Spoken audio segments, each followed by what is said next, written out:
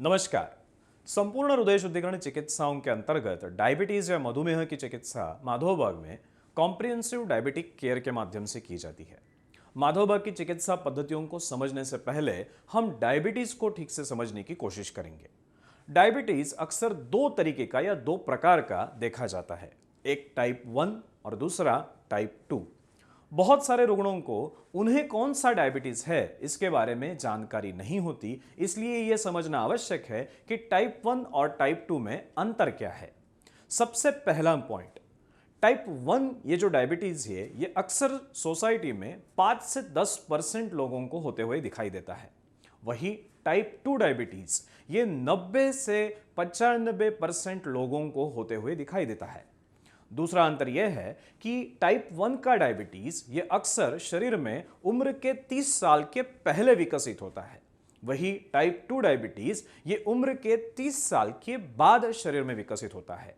तीसरा अंतर यह है कि टाइप 1 डायबिटीज जो है ये रुग्ण पतले होते हैं, यानी उनका वजन कम होता है।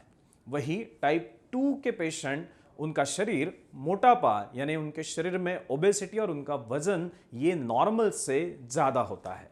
चौथा और सबसे इंपॉर्टेंट अंतर यह है कि टाइप 1 के रुग्णों में शरीर में इंसुलिन की मात्रा नॉर्मल से भी कम होती है या इंसुलिन शरीर में बनता ही नहीं। वही टाइप 2 के पेशेंट्स में शरीर में इंसुलिन की मात्रा नॉर्मल या नॉर्मल से भी अधिक हो सकती है। अब हम समझने का प्रयास करेंगे कि इंसुलिन का शरीर में काम क्या होता है। जैसे ही हम कुछ खाना खाते हैं वैसे ही उस खाने में से जो शक्कर है या जो कुछ ग्लूकोज के अंश है वो अंश आपके स्टमक में से आपके खून में पहुंचने लगते हैं। जैसे ही ये शक्कर या ग्लूकोज स्टमक में से खून में पहुंचने लगता है वैसे ही पैंक्रियाज नामक एक ग्रंथि से इंसुलिन नामक एक हार्मोन आपके खून में पहुंचने लगता है।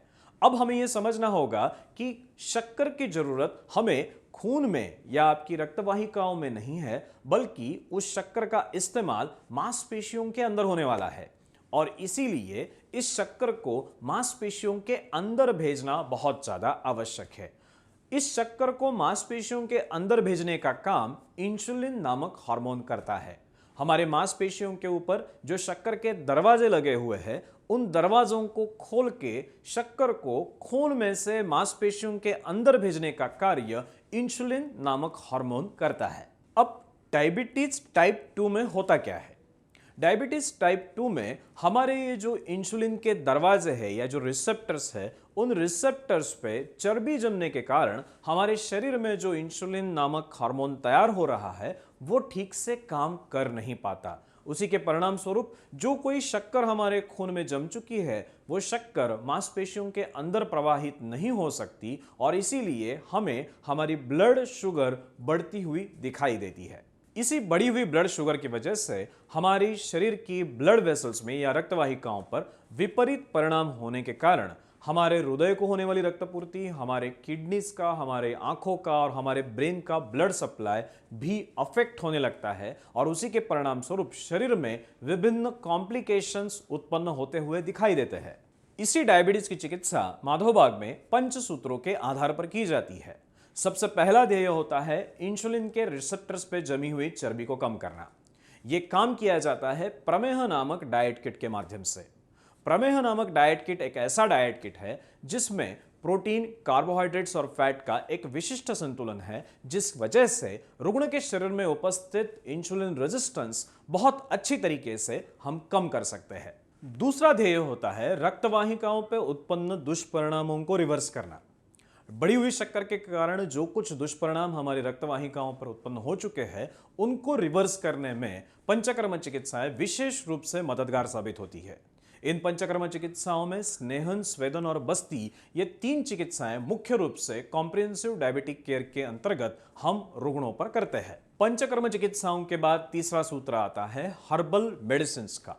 माधोबाग में ऐसे हर्बल मेडिसिन इस्तेमाल किए जाते हैं जिनके वजह से आपके शरीर में स्थित इंसुलिन रेजिस्टेंस कम हो जाए और उसी के साथ साथ आपकी पैंक्रियाटिक बीटा सेल्स का भी ठीक तरीके से पोषण हो।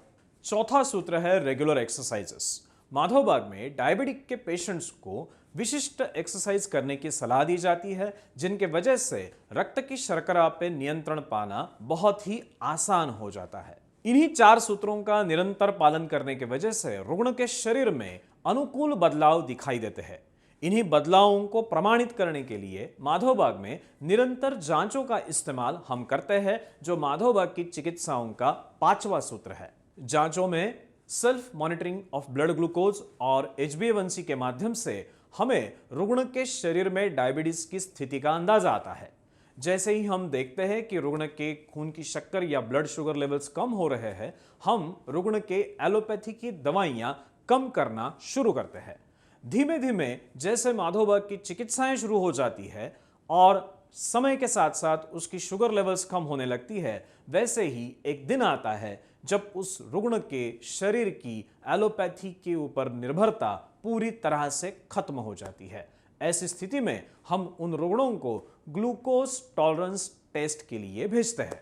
ग्लूकोज टॉलरेंस टेस्ट एक ऐसी जांच है जिस जांच में रुग्ण को 75 ग्राम शक्कर देने के बाद उसके खून में होने वाले शक्कर के बदलावों को नापा जाता है। अगर कोई व्यक्ति डायबिटीज से पूरी तरह से मुक्त हो चुका है तो उस रुग्ण की ग्लूकोज टॉलरेंस टेस्ट निगेटिव आती हुए दिखाई देती है।